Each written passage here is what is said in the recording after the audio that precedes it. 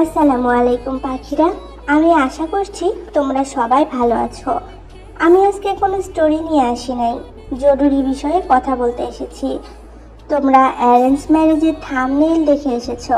অনেকের হয়তো রাগ হচ্ছে, আমি অন্য কথা বলবো, তাহলে কেন থাম্বনেইল এটা দিয়েছি। আসলে কথাটা অ্যারেঞ্জ ম্যারেজ স্টোরিটাকে ঘিরেই। তোমরা সবাই জানো স্টোরিটা অনেক বেশি রোমান্টিক, আর এই স্টোরির জন্য আমি 2বার স্ট্রাইকও খেয়েছি।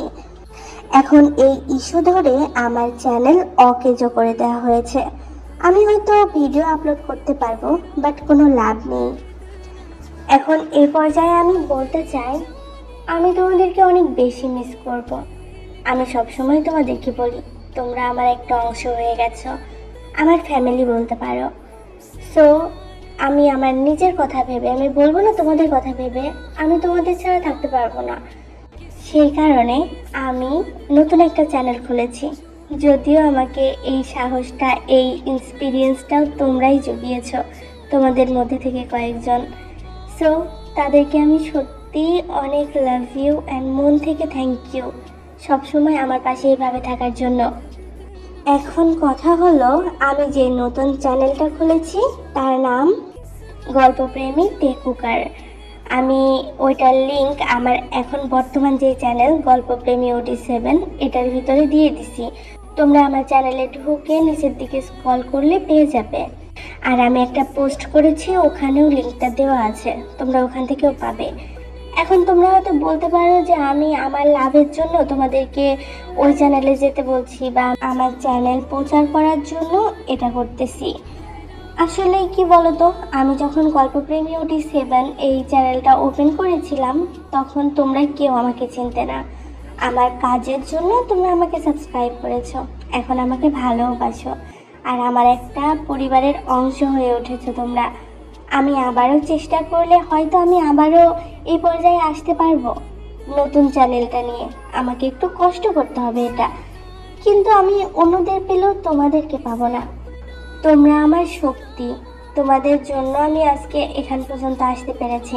আমি জানি আমি খুব বড় ইউটিউবার না, বাট যেটুকু পেরেছি আমি তোমাদের অনুপ্রেরণায় পেরেছি। তাই আমি চাই প্রথম থেকে তোমরা যেমন আমার সাথে আছো, আমার ভালো খারাপ সব কিছুতে তোমরা আমার সাথে থাকো। আর সেই কারণেই আমি এই লিঙ্কটা দিয়েছি। এবার তোমাদের যদি ভালো লাগে তোমরা ওইটাতে সাবস্ক্রাইব করতে পারো, আর যদি তোমাদের ভালো না লাগে তাহলে আমি তো তোমাদেরকে জোর করতে পারবো না। এখন বাদ দিয়ে এইসব কথা, তোমরা ওই চ্যানেলটা গিয়ে দেখে আসতে পারো। এখন মূল টপিকটা হলো যেটা, আমার এই চ্যানেলটা ঠিক করার জন্য আমার কাছে দুটো পথ খোলা আছে। এক, আমি আপিল করতে পারবো, বাট ওদেরকে আমার ভুল প্রমাণ করতে হবে। মানে ধরো আমার চ্যানেলে যদি সেক্সুয়াল কিছু না থাকতো আর ওরা আমায় এই ব্লেমটা ভুলে দিয়ে দিত, তাহলে আমি আপিল করতে পারতাম। এখন আপিল করে আমার কোনো লাভ হবে না, কারণ আমার চ্যানেলে তো অতিরিক্ত রোমান্টিক স্টোরি ছিল, তাই আপিল করে আমি কোনো সুবিধা করতে পারবো না। সেকেন্ড অপশন, আমায় অ্যারেঞ্জ ম্যারেজ স্টোরিটা টোটালি ডিলিট করে দিতে হবে, তাহলে অক্টোবর মাসের মধ্যে আমি আবার সবটা ঠিক করতে পারবো। আমি ঠিক করেছি, এটাই করব। তোমরা অবশ্যই আমাকে কমেন্টে জানাবা আমি এখন কি করব। আমি গত 2 দিন দিন রাত এক করে শুধু এইটা নিয়ে ঘাটাঘাটি করেছি, আর এটা ছাড়া আমি কোনো সলিউশন খুঁজে পাইনি। আমি যে আপিল করে লাভ করতে পারবো না এটা আমি জানি, কারণ আমার চ্যানেলে প্রবলেম আছে। এখন আমার এতদিনের কষ্ট সব কিছু আমাকে মুছে ফেলতে হবে। যদি আমি এই স্টোরিটা, মানে অ্যারেঞ্জ ম্যারেজ যে স্টোরিটা আছে, এটা যদি আমি ডিলিট না করি, আমার চ্যানেলটাকে আমি কোনো দিনও ঠিক করতে পারবো না। এদিকে আমার হাতে সময় আছে জাস্ট 1 মাস। তো এই কারণে আমি ডিসিশন নিয়ে ফেলেছি যে আমি অ্যারেঞ্জ ম্যারেজ স্টোরিটা টোটালি ডিলিট করে দেব। তোমরা যারা দেখছো তারা তো দেখছো, আর কি বলবো বলো। আমি আমার কষ্টগুলোকে, আমার খাটনিগুলোকে বিসর্জন দিতে রাজি আছি, কিন্তু তোমাদেরকে হারাতে রাজি নেই। আমি তোমাদেরকে ছাড়া, সত্যি বলছি, আমার আমার নিজের অস্তিত্ব আমি কল্পনা করতে পারি না এখন।